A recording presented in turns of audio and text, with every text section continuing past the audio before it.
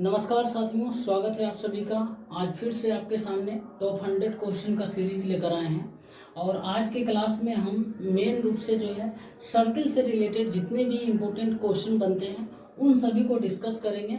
इसका कॉन्सेप्ट क्या होगा, इन सभी क्वेश्चन जो आने वाले आपके सामने हैं उसको डिस्कस करेंगे। साथ ही इसके ट्रिक जो भी होंगे वो आपको हम देंगे।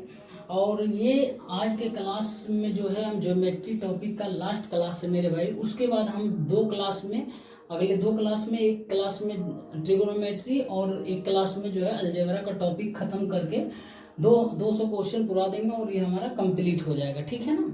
उसके बाद कुछ नया टॉपिक स्टार्ट करेंगे। फिलहाल देखिए, आज के क्लास में जो भी हमारे भाई नए हमारे चैनल पे सुन रहे हैं, मुझे देख रहे हैं मेरे वीडियो को, उनसे रिक्वेस्ट है कि हमारे चैनल को सब्सक्राइब कर लीजिए और हमारे वीडियो को लाइक कीजिए और स्टडी ग्रुप में शेयर कीजिए। जब आपको पसंद आए मेरे बताने का तरीका, जो मैं कॉन्सेप्ट बता रहा हूँ, जो ट्रिक बता रहा हूँ, तभी, ठीक है ना। तो देखिए, आपके सामने पहला क्वेश्चन है मेरे भाई कि 15 सेंटीमीटर तथा 20 सेंटीमीटर त्रिज्याओं वाले दो वृत्तों के केंद्रों के बीच की दूरी जो है वो 25 सेंटीमीटर है, ठीक है ना।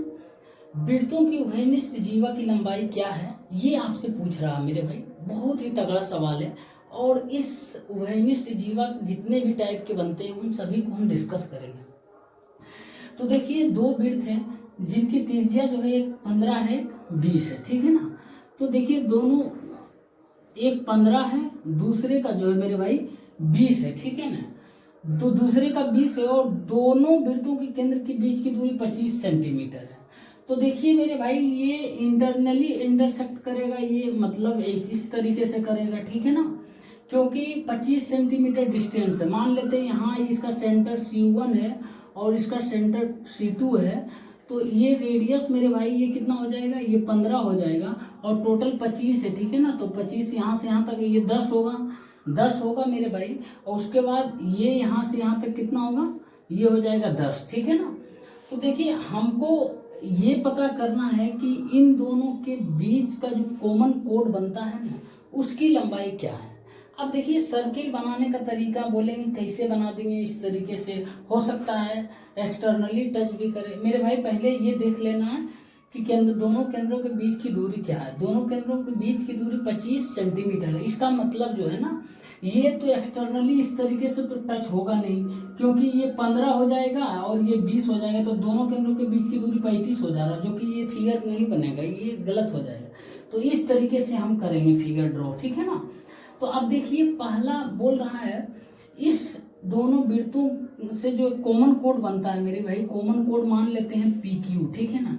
इस कॉमन कोड यानी उभयनिष्ठ जीवा की लंबाई कितनी है, आपसे ये पूछ रहा। बहुत ही तगड़ा सवाल है मेरे भाई। मैं रेड मार्कर से जो है ना इसको मार्क करके आपको बताता हूँ, ठीक है ना। तो देखिए, बोल रहा है 15 सेंटीमीटर त्रिज्या है। 15 सेंटीमीटर मेरे भाई ये त्रिज्या है एक का। दूसरे का जो है मेरे भाई वो कितना है, तो दूसरे का है वो है 20 सेंटीमीटर। अब देखिए मेरे भाई, दोनों केंद्रों के बीच की दूरी कितना है मेरे भाई, तो बोलिएगा 25 सेंटीमीटर है। यहाँ से लेके यहाँ तक 25 सेंटीमीटर, ठीक है ना। ये 15 में मिटा देता हूँ, थोड़ा कंफ्यूजन ना क्रिएट हो। ये 25 सेंटीमीटर। अब देखिए मेरे भाई, ये 20 है, ये 15 है, ये 25 है। तो क्या ये ट्रायंगल C1 C2 कोई ट्रायंगल दिख रहा है, तो बोलिएगा। देखिए, ये 15, 20 और 25 ट्रिपलेट का कॉन्सेप्ट बन रहा है यहाँ पर, ठीक है ना। तो यदि हम 3 × 5 लेते हैं ना, देखिए ये बताए थे 4 × 5, तो ये 5 × 5 होगा, यानी ट्रिपलेट का कॉन्सेप्ट बन रहा है, ठीक है ना। ट्रिपलेट का बन रहा तो मेरे भाई ये 90 डिग्री हो जाएगा, एंगल P 90 डिग्री हो जाएगा बस। अब देखिए क्या करना है, हमको निकालना है PQ की लंबाई। PQ की लंबाई निकालने के लिए हम यदि मेरे भाई ये M मान लेते हैं, पॉइंट M मान लेते हैं, यदि हम PM निकाल लेंगे तो बाकी PQ का मान निकल जाएगा, इसका डबल कर देंगे, हो जाएगा। दोनों बराबर भाग में ही बढ़ता है, ठीक है ना। तो देखिए, यहाँ हम PM निकालेंगे तो PM कैसे निकलेगा हमको नहीं पता, लेकिन ये पता है इस त्रिभुज PC1 और C2 के क्षेत्रफल जो निकलेगा मेरे भाई, एरिया हो जाएगा ऑफ त्रिभुज PC1 C2 बराबर क्या हो जाएगा मेरे भाई, 1/2 इंटू आधार इंटू ऊंचाई हो जाएगा, 15 × 20 हो जाएगा ना। ये हो जाएगा। अब देखिए हम वो आधार माने और वो ऊंचाई मान लिए हैं 15 और 20 को।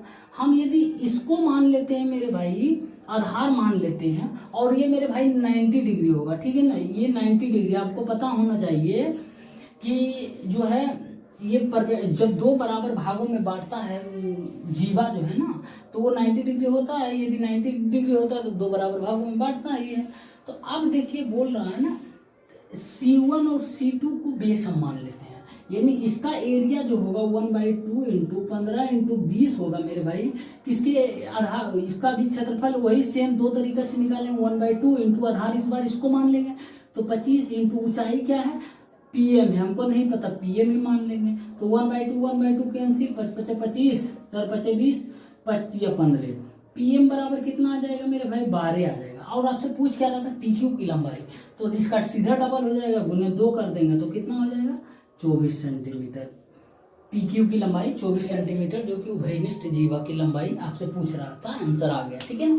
जब भी ऐसा क्वेश्चन पूछेगा आपसे तो इस तरीके से बनाइएगा, ठीक है ना। बहुत ही हट कर क्वेश्चन था ये, इस क्वेश्चन को बहुत सारे स्टूडेंट छोड़कर चले आते हैं, लेकिन आपको ये तरीका बताएं, बुक में बहुत सारा कॉम्प्लिकेटेड सॉल्यूशन दिया हुआ है, सिमिलरिटी मान कर किया, ये कुछ नहीं करना, बस ट्रिपलेट लगाना, उसके बाद ये त्रिभुज का एक बार ये आधार ऊंचाई मान लीजिएगा, एक बार आधार ये और ऊंचाई ये मान लीजिएगा PM, ठीक है ना। उम्मीद करते हैं साथियों समझ आया, और समझ आया तो वीडियो को लाइक कर दीजिए।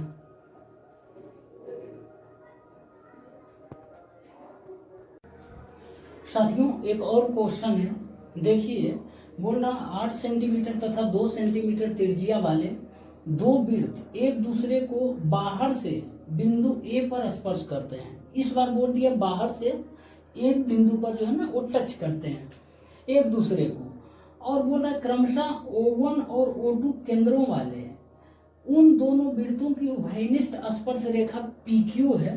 तो आपसे पूछ रहा है PQ की लंबाई क्या है। मेरे भाई बहुत अच्छा सवाल है, ये क्वेश्चन जो है CGL मेंस 2022 में पूछा जा चुका है। और इस क्वेश्चन को देखिए हम किस तरीके से बनाएंगे। सर्किल से रिलेटेड जितने भी पॉइंट इस तरीके के बनते हैं सब आपको हम आज ही के क्लास में कंप्लीट कराने वाले हैं। तो देखिए दो सर्किल है मेरे भाई, एक का रेडियस जो है 8 सेंटीमीटर है, दूसरे का जो 2 सेंटीमीटर, और एक दूसरे को एक्सटर्नली टच करता है, ठीक है ना। ये 8 सेंटीमीटर इसका रेडियस है मेरे भाई, मान इसका O1 है ना, O1 सेंटर है, और इसका जो है O2 सेंटर है, ठीक है ना। अब जो है इसका एगो का रेडियस 8 सेंटीमीटर है, दूसरे का जो है 2 सेंटीमीटर है। तो इस किस बिंदु पर स्पर्श करता है, ए बिंदु पर स्पर्श करता है मेरे भाई। और बोल रहा है कि इन दोनों वृत्तों के उभयनिष्ठ स्पर्श रेखा PQ है। तो इसका उभयनिष्ठ स्पर्श रेखा क्या हो सकता है, यही हो सकता है मेरे भाई, यही हो सकता है ना, यही तो हो सकता है। तो ये उभयनिष्ठ स्पर्श रेखा हो गया, और इसका नाम जो दिया हुआ आपके सामने क्वेश्चन में जो है PQ है।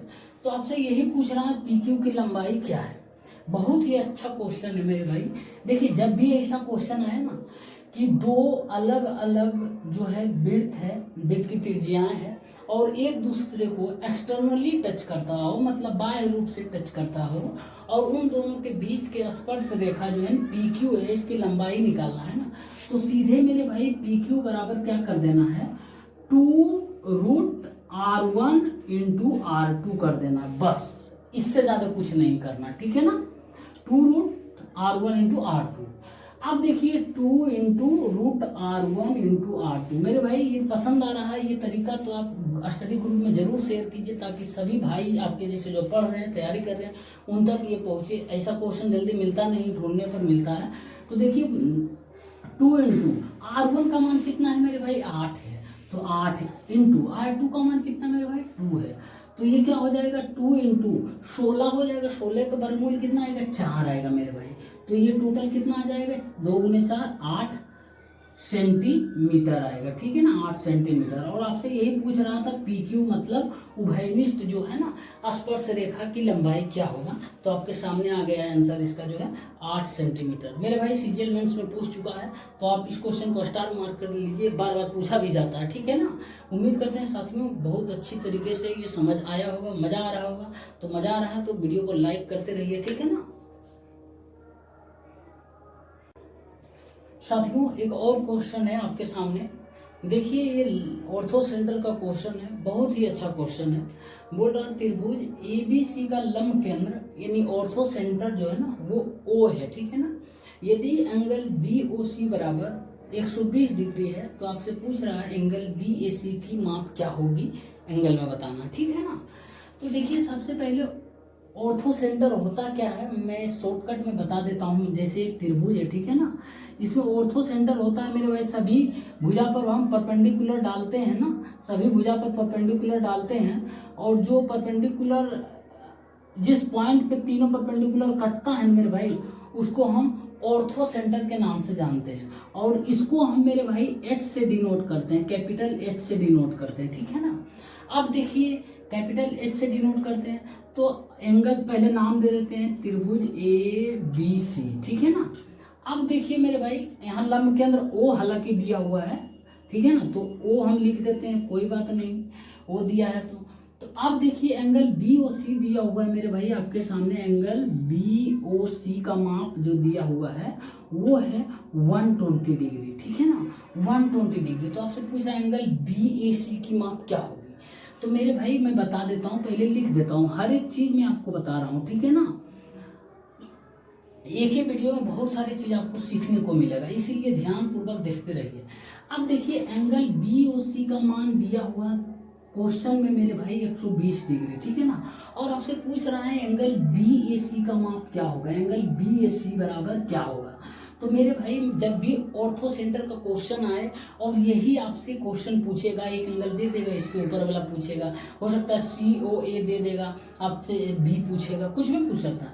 तो देखिए एंगल बी ए सी बराबर होगा मेरे भाई एंगल बी ओ सी, पहले इसके दोनों के बीच का रिलेशन, एंगल बी ओ सी बराबर होगा मेरे भाई 180 डिग्री माइनस एंगल ए होगा, ठीक है ना। एंगल ए मतलब एंगल बी ए सी आप बोल सकते हैं, ठीक है ना, एंगल बी ए सी भी बोल सकते हैं, कोई दिक्कत नहीं, एंगल बी ए सी यही लिख देते हैं, ठीक है ना।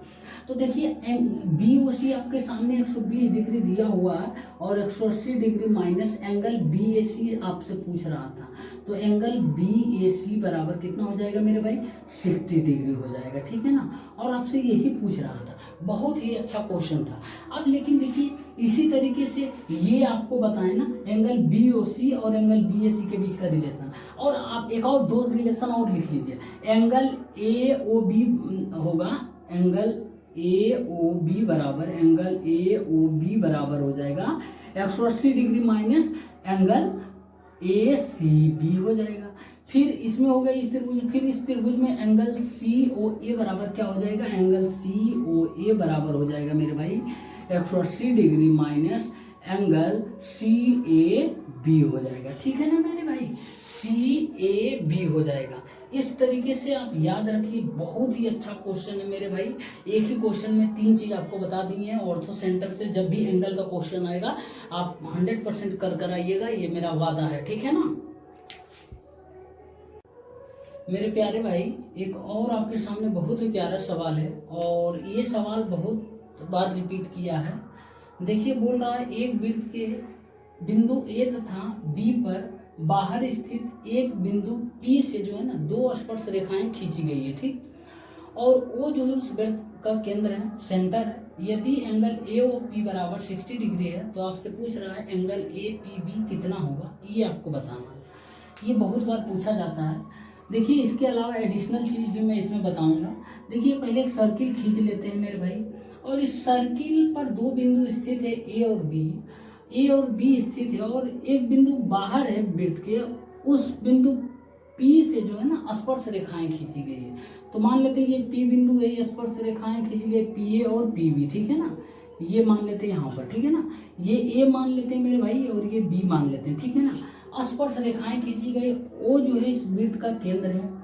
तो आपसे पूछ रहा है मेरे भाई कि ए पी बी कितना होगा, और एंगल ए ओ पी का मान 60 डिग्री दिया हुआ, एंगल ए ओ पी का मान जो है ना वो 60 डिग्री दिया हुआ है ये।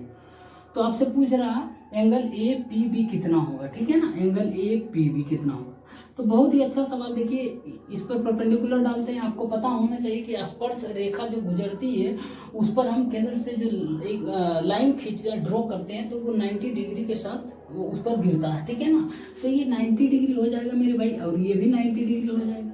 तो देखिए ये 90 होगा, ये 60 होगा, तो ये कितना हो जाएगा बोलिएगा, 30 डिग्री हो जाएगा नहीं इस त्रिभुज में, त्रिभुज AOP में 30 डिग्री। अब आपसे पूछ रहा है APB, तो मेरे भाई मैं आपको जानकारी के लिए बता दूं, ये जितना एंगल होता है ना उतना ही भी यही एंगल हो जाता है, ठीक है ना मेरे भाई, ये याद रख लीजिए। और क्या है बोलिएगा, कैसे हो जाता है, याद रखने में दिक्कत होता है। तो मेरे भाई देखिए दिक्कत क्या होगा, याद कैसे रखना, ये जो है ना होता है सिमिलरिटी का कॉन्सेप्ट से। देखिए ये 90 त्रिभुज AOP में, चलिए त्रिभुज जो है BOP में, देखिए ये 90, ये भी 90, ये जो है मेरे भाई ये क्या होगा, ये आपका डिस्टेंस बराबर भुजा PB बराबर PA है ना, और AO बराबर OB। तो अब ये तो और ये भी कॉमन है दोनों भुजा PO, तो ये जितना एंगल होगा उतना भी ये एंगल हो जाएगा, और ये जितना एंगल होगा वो भी इतना एंगल हो जाएगा, ठीक है ना। और एक बात याद रखिए, आपसे फिलहाल तो एंगल APB पूछ रहा है ना, एंगल APB बराबर हो जाएगा मेरे भाई 60 डिग्री हो जाएगा, 30 + 30 60 डिग्री। और आपसे ये भी पूछ सकता है कि ये APOB एक चतुर्भुज बन रहा है ना, चतुर्भुज कौन सा चतुर्भुज है मेरे भाई, तो चतुर्भुज ये जानते हैं कौन सा है, चक्रीय चतुर्भुज है, याद रखिएगा ये चक्रीय चतुर्भुज है, ठीक है ना, ये चीज याद रखिएगा, बहुत ही अच्छा है, पूछा जाता है, ऑप्शन दे देगा आपके सामने, ठीक है ना। तो चक्रीय चतुर्भुज होता है, और ये जितना एंगल होता है वो भी इतना एंगल होता है, और ये दोनों त्रिभुज सर्वांगसम होता है, ठीक है ना, सर्वांगसम होता है, ठीक है ना। तो उम्मीद करते हैं साथियों ये समझ आया होगा। साथियों एक और क्वेश्चन है, बोल रहा है कि 4 सेंटीमीटर त्रिज्या वाले एक बड़े वृत्त जो है 3 सेंटीमीटर त्रिज्या वाले छोटे वृत्त के केंद्र से जो है ना होकर गुजरता है, तो उसके उभयनिष्ठ जीवा की लंबाई क्या है। अभी तक आपको मैंने 2 सर्किल से रिलेटेड जितने भी जीवा था बनाए थे उसको बताए थे, ये एक और स्पेशल आया है। इसके लिए देखिए क्या है, वो भी ट्रिक है, मैं बता देता हूँ मेरे भाई, एक जगह आप नोटबुक में अपने लिख लीजिए, ठीक है ना, काम देगा। और आज की जो है 2 वृत्तों के बीच जीवा किस तरीके से होगा, ये सभी मतलब जो है टाइप के क्वेश्चन समाप्त कर दिए, ठीक है ना। तो 2 वृत्त है मेरे भाई, एक का त्रिज्या 4 सेंटीमीटर है और दूसरे का 3 सेंटीमीटर, लेकिन ये बड़ा वृत्त जो है छोटे वृत्त के केंद्र से गुजर रहा है, छोटे वृत्त के केंद्र से गुजर रहा है। मान लेते हैं इसका सेंटर C2 होगा, इसका सेंटर जो है C1 है, ठीक है ना, बड़ा वृत्त के सेंटर C1 और छोटे वृत्त का सेंटर C2 है। तो इसके दो बीच जो उभयनिष्ठ ये रेखा है मेरे भाई PQ, इसकी लंबाई आपसे पूछ रहा, तो मान लेते हैं PQ की लंबाई D होगा। तो आपसे पूछ रहा है PQ की लंबाई क्या होगी, तो देखिए मेरे भाई जब लिख लीजिए नोट्स में अपने कि जब बड़ा वृत्त छोटे वृत्त के केंद्र से होकर गुजरता है तो उसके उभयनिष्ठ जीवा की लंबाई यानी कॉमन कोड की लंबाई होगी मेरे भाई, यानी PQ बराबर होगा, यानी D बराबर होगा मेरे भाई √ पहले का त्रिज्या बटे दूसरे का त्रिज्या, मतलब capital R² plus small r² होता है, ठीक है ना। ये आप बैठा लीजिए मन में, बहुत पूछा जाता है ये भी क्वेश्चन। तो कैपिटल R², कैपिटल R कितना हो गया मेरे भाई 4 के स्क्वायर हो जाएगा प्लस 3 के स्क्वायर, ये कितना हो जाएगा 16 9 25 हो जाएगा। ये हो जाएगा मेरे भाई PQ बराबर कितना हो जाएगा 5 सेंटीमीटर हो जाएगा, ठीक है ना। और आपसे यही पूछ रहा था, मैंने आपको हर तरीके का क्वेश्चन बता दिया था कि जब 2 सेम वृत्त एक दूसरे के केंद्र से होकर गुजरती है तो उसके बीच उभयनिष्ठ जो जीवा है उसकी लंबाई क्या होगी, 2√R3 बताए थे। और जो है ये बताए थे आपको कि 2 वृत्त जो है एक्सटर्नली टच करता है, अलग अलग त्रिज्या है, तो उसके दोनों के बीच के स्पर्श रेखा की लंबाई बताए थे 2√R1 × R2 होता है ना। और 2 सेम वृत्त जो है एक दूसरे के केंद्र से होकर गुजरती है मेरे भाई, तो इसके उभयनिष्ठ जीवा की लंबाई क्या बताए थे R√3 होता है, बताए थे ना। और जो है 2 अलग अलग वृत्त की त्रिज्याएं जो है वो एक दूसरे को कट करती है, इंटरसेक्ट 2 पॉइंट पे करती है, तो इनके बीच के जो है उभयनिष्ठ जीवा की लंबाई क्या बताए थे, ये आपको कॉन्सेप्ट से बताएं, ठीक है ना। ट्रिपलेट लगाना है, ठीक है ना, इसमें थोड़ा सा है सोचने वाले, ठीक है। बाकी ट्रिक है 3 में, आपको तीनों बता दिए हैं मेरे भाई। बहुत ही अच्छा क्वेश्चन है, बार बार पूछा जाता है मेरे भाई ये क्वेश्चन। तो आप इन सभी क्वेश्चन को अपने नोटबुक में लिख लीजिए, बहुत काम देगा मेरे भाई। तो आज के क्लास में साथियों हम यहीं तक रहने देते हैं। आज बहुत ही जितना क्वेश्चन था ज्योमेट्री का समाप्त कर लिए। अब अगले 2 क्लास में हम ट्रिगोनोमेट्री और अलजेब्रा का टॉपिक समाप्त कर देंगे, ठीक है ना। उसके बाद बताइएगा क्या बताएं आप, कौन सा टॉपिक स्टार्ट किया जाए, ठीक है ना। उम्मीद करते हैं साथियों जो बताएं आज के क्लास में समझ आया होगा। यदि समझ आ रहा है मेरे भाई तो हमारे वीडियो को लाइक कीजिए, और हमारे चैनल पर नए हैं तो सब्सक्राइब कीजिए, और स्टडी ग्रुप में जरूर शेयर कीजिए मेरे भाई, ठीक है ना। मिलते हैं नेक्स्ट क्लास में, तब तक के लिए धन्यवाद।